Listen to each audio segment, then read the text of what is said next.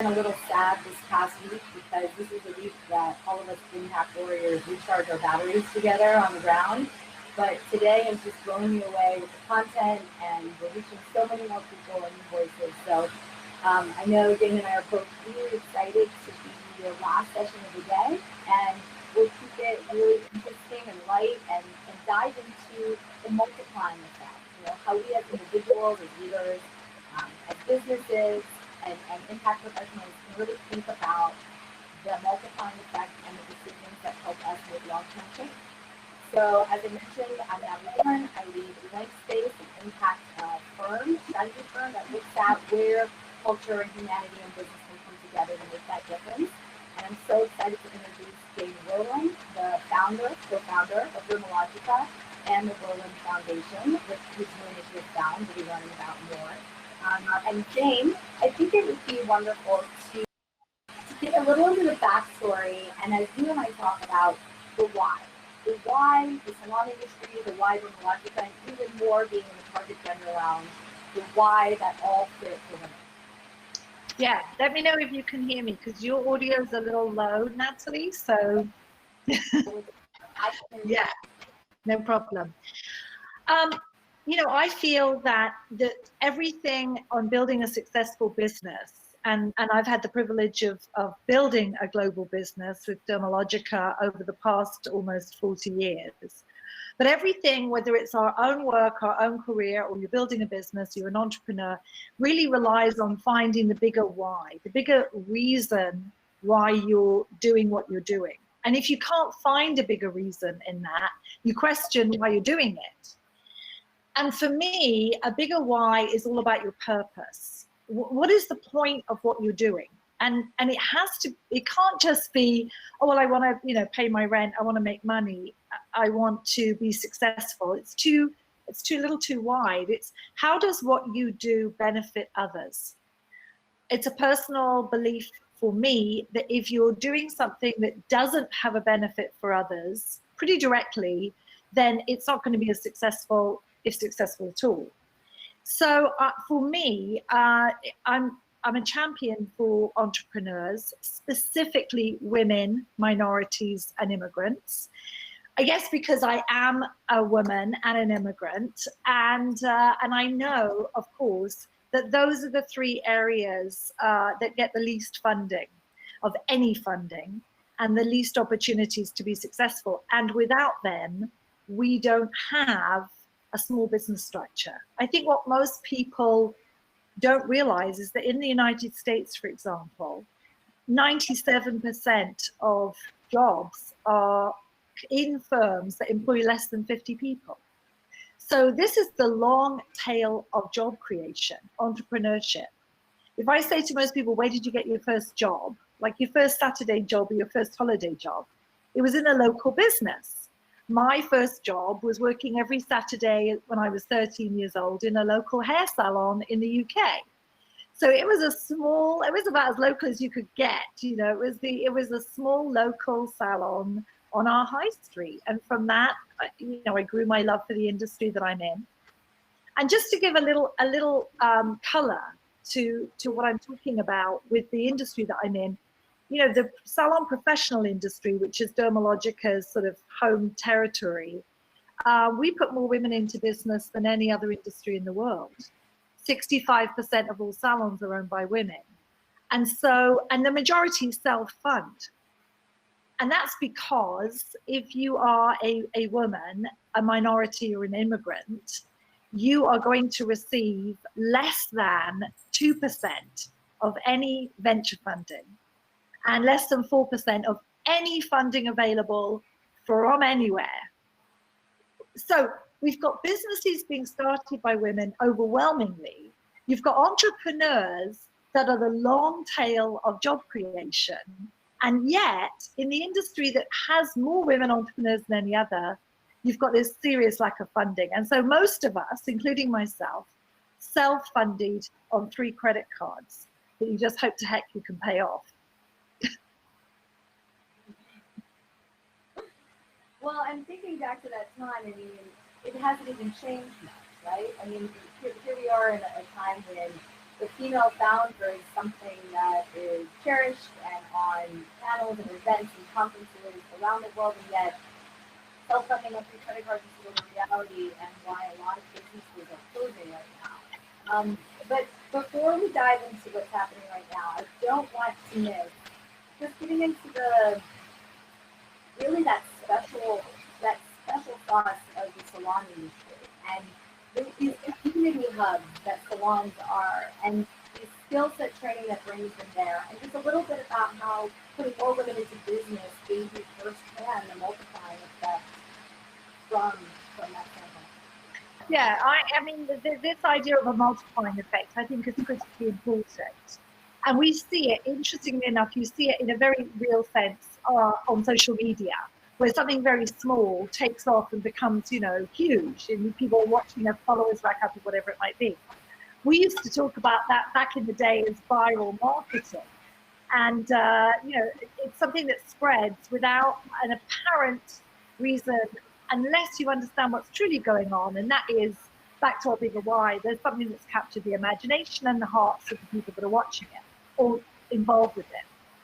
So for me, this multiplier effect was really evidenced in my work, in my career, with local entrepreneurs, because every small salon is the salon on the high street or the main street.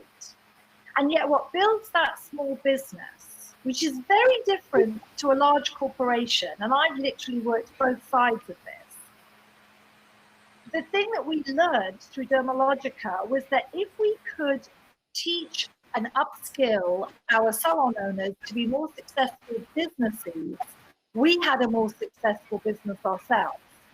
So we literally work with each individual small business to help them become a business in their environment, in their community.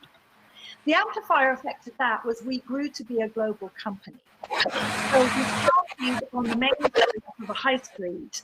That then amplified up to become the #1 global skincare company in the professional industry. So I watched those lessons and I watched what was happening, and I realized if we can focus on local businesses, never mind a salon, any local business and any local entrepreneur, if we can unlock what truly makes them successful, and we knew how to do it with salons, which are typically, underfunded, understaffed, and majority owned by women, if we know how to unlock that, we can share that blueprint and we can teach it and we can upskill other people. Because what we also realized in our industry, Natalie, was that there is a severe lack of skill set training in our industry and through other industries as well. And so we've got a dilemma in the United States, for example. For every one person that's coming, into a trade, we're losing 5 opportunities for jobs. There are more job opportunities out there for skilled workers than not. So one of my passions, my bigger purposes, if you want, my big why, is yes, we focus on local entrepreneurs. That scales up to global depth and encouragement. And if we focus on local businesses with a skill set, we have a very long opportunity for job creation. So I think that the industry that I've spent my career in is a unique blueprint for how to do that.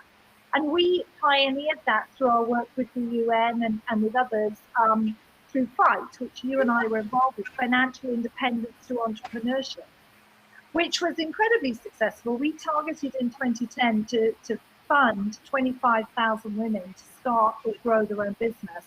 And we gave ourselves a 2-year period, and we achieved that in 18 months.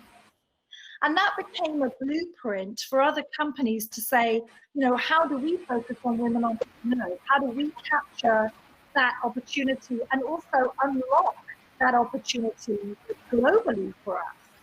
And I think that we are, as the previous session showed, we are the sleeping giant, the invisible entrepreneur. We are the untapped, huge human potential. Is the local business. And I think in COVID especially, we've been very hard hit. So we've got a very urgent, prescient need to focus on small local businesses, or we're going to lose our jobs and our communities.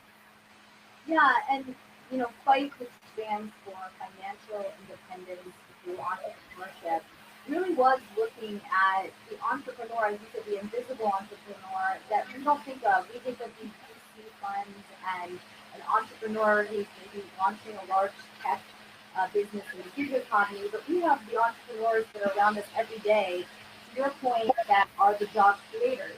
And when you think of industries like the salon industry or even restaurant owners, bakeries, these neighborhood places that have women running them, women working at them, women in our own community, and we wonder about the connection point between the global economy that's happening in COVID and these local businesses on our own street. So I think this is a perfect segue to the multiplying effect of 1 + 1 = 3 when you take that from the women businesses to Found and our Main Street businesses that are also having a bit of a forefront.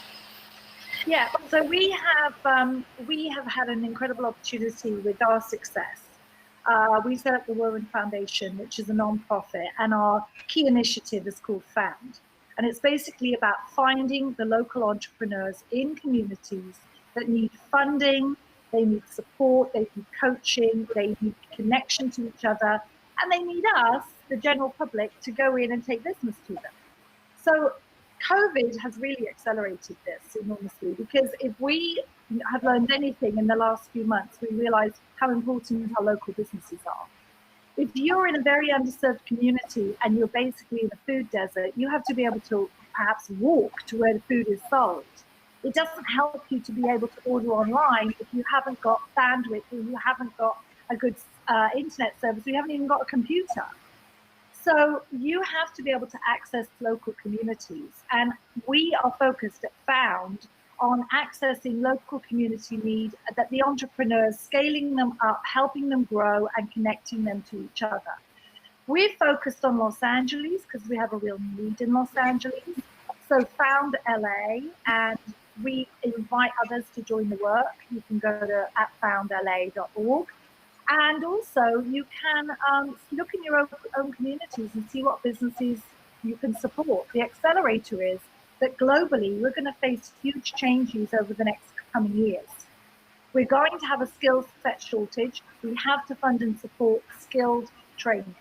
That leads directly into entrepreneurship and local impact. We're going to have a lot of migration because of climate change. And if people are moving from countries to a completely other country, maybe another continent, that they maybe can't speak the language, maybe don't have a cultural grounding in that community, they better have a skill set to be able to work. So if we're going to be facing mass migration, which the UN sees as one of the major things we're going to have to tackle, we have to be able to not just provide skill sets, we have to empower those people to become their own business, entrepreneurs.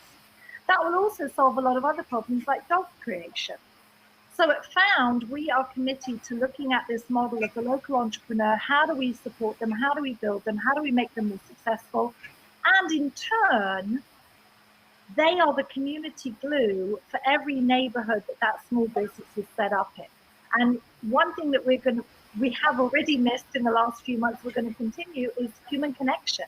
If we're not connected to each other, quite literally, virtually, and also in our neighborhoods, we have a mass epidemic of loneliness and mental health issues. So a local entrepreneur does so much more than just provide a service. It fills a real need in the community for connection. It creates jobs in the community. It is part of the huge supply chain that we're all looking to untap and unlock. And we really see them as the missing middle. There's a big missing middle between those of us who maybe graduated high school without any kind of qualification and those of us who went to university. There's this middle piece of job opportunity and business success, which is the local business and the local entrepreneur.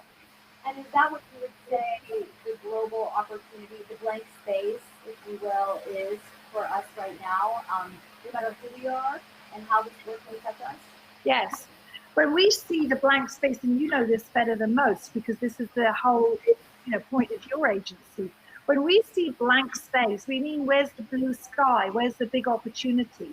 And you do that as an entrepreneur and in business all the time. When you're launching a brand, you look for where that blank space is. What is nobody doing? Or what are people doing, but they're not doing the way I would do it? That's an entrepreneurial mindset. So the blank space that everyone is talking about in these sessions today so far, and I know we're going to hear it, I'm sure, at the UN General Assembly the whole of this week, is how do we unlock the potential of women? How do we unlock and help secure local communities? How do we make sure there are jobs for the future? How do we make sure we've got skilled labor to meet the opportunities in every country? And how are we going to manage and accommodate mass migration on a human scale that we have never seen in our world before? All of that, the missing middle, that blank space, is unlocking skill set education for local businesses to create entrepreneurial opportunities in every neighborhood. That's the piece that we're all dancing around, but we've got to focus on unlocking, because that is going to help disenfranchised youth, it's going to help women, minorities, immigrants, it's going to help communities with their glue and the cement that keeps us together and keeps us anchored and safe. It's going to help pretty much all of the SDGs that the UN has set and that we're a part of. And that's really where our spotlight focus is local entrepreneurs in every community around the world. I love how you put that, and also the conversation before us that was talking a lot about entrepreneurship as well.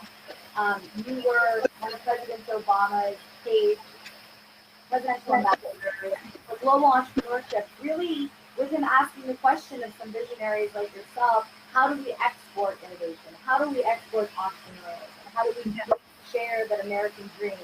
And I think it's important to recognize during this time the need for that. That's who will be solving so much of these new blank spaces that are popping up post-pandemic. Being at the UN, the global, being in the target lounge, I have two questions for you. One is, I know that you have a lot of thoughts on evolving gender equity and thinking about even the long-term path. What does it look like as we move towards equality and the words that you think we could be using, and also how women's empowerment is at the center of every goal being successful, from education to climate. This is something that's intrinsic to the world being able to accelerate. Yeah. Yes, I feel like we have to be a lot more inclusive of everyone. So, gender equality, just that term, really indicates a binary, an equal sign. One to the other should be equal. And I know what we're talking about. We're talking about the binary of gender, male, female. But of course, we can't just lock into that. It's really about gender parity, where however you identify, there must be opportunities. So I don't want to ever leave out, our trans community, our huge community of fluidity. I want to make sure that everyone is included and taken forward, because if we don't take all of us forward, every one of us, however we identify, whatever race we are, whatever country, whatever global economic opportunity or lack of opportunity, then we will have disenfranchised groups, and disenfranchised groups do not help any of us thrive. We all have to move forward together. And I was privileged to be a presidential ambassador under President Obama for global entrepreneurship. And our whole focus was looking globally, as the UN does, but then what can we do individually as our initiative? So looking local, that really birthed, having had a global company with Dermalogica, that appointment birthed me focusing locally on Los Angeles, and that led to Found. So that initiative, which we developed with Secretary Pritzker at the time under President Obama, was very much about local entrepreneurs. We all felt that was the piece we had to really bring forward. And we can all support that. We can support it whether we are an entrepreneur or not. We can support it with funding. And the key funding is go in and shop local entrepreneurs. We can support it with education by making sure that our community colleges and our high schools have vocational and technical training opportunities, so nobody leaves without some form of skill set and training. And we can also support it by quite simply deciding, I'm going to ask who owns this business, and I'm going to support them, especially if they fall in that tiny percentage of 2 or 4% of women, minorities, and immigrants who do not get funded nearly to the degree that 96 to 98% of all funding is going to people who are not women, not minorities, and not immigrants. So I leave everyone to work out who's getting most of that money. And therefore, we are literally discounting. We're not tapping into the biggest opportunity that is in front of us, both economic, educational, and bigger purpose, and that is making sure local businesses thrive and giving opportunities to each one. Well, it's exciting to think about the ripple effect being a pebble, and you throw it in the water, and generations and communities, businesses, companies, everyone, starts to evolve and grow together. You're a role model of mine. I've worked with you for a long time, and each time I'm here to speak and have these sorts of conversations to get into new territories that we could explore. And I know we only have a couple minutes left, Jane, but I think we're at this moment of time. I know you call it the new, and the new next. I don't like the word the new normal. We're never going back to whatever we thought was normal. It's the new next. Yeah, the new next. So as we think about that, and not even just now, we're all working towards 2030, and this is a really important year of us measuring and gathering and getting our ducks in a row. How do you feel about that, and where we're headed using the business? For 30 years, it's number one skincare product in the world. You've been on boards and meetings with heads of state and working as a philanthropist. Where do you see this taking us all, and how can we participate in being part of this movement? Well, any entrepreneur will tell you that the biggest exciting thing is when a massive change occurs. Well, I call it productive discomfort. We're highly uncomfortable, and yet it will make us our most productive. We've already learned skills that we never thought we have. We've already pulled an older generation into technology that were very resistant in many ways. Who knew that all of us could manage Zoom calls and do it from our homes? It's fantastic. This is a terrible pandemic and time that has affected us in a devastating way on a human scale. And because of that scale, the sea change that will occur will be equally and bigger.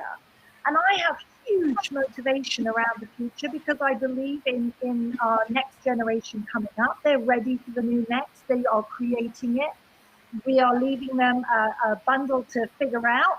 But I have absolute confidence that we will. And I think, I was on a call this morning, we were discussing 5 to 10 year out on a business brand plan. And the question is, we can't possibly think 5 to 10 years out. I don't know that we can think 5 to 10 months out. It is all changing so rapidly.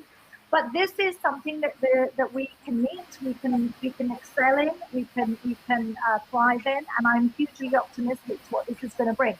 And one thing it is going to bring, I promise you, Natalie, is a huge amount of entrepreneurial innovation. And we'll see it coming through within the next 12 to 18 months, just as we did after 2008 with the start of the recession. We saw massive entrepreneurial businesses starting, many of them in tech. But I want to see that same sea change in local communities, so everyone lives in an amazing neighborhood where we are happy to and safe to thrive. Thank you. That is the exact note I think we could end today on. Again, thank you so much for being a part of this day, and thank you, Global Compact, for bringing us together. The Target Gender Equity Lounge is right where I would be even if we were there. So I'm just happy I get to do it from my home office. Thank you, Jane. Thank you, Natalie, and thank you to the UN for everything you do.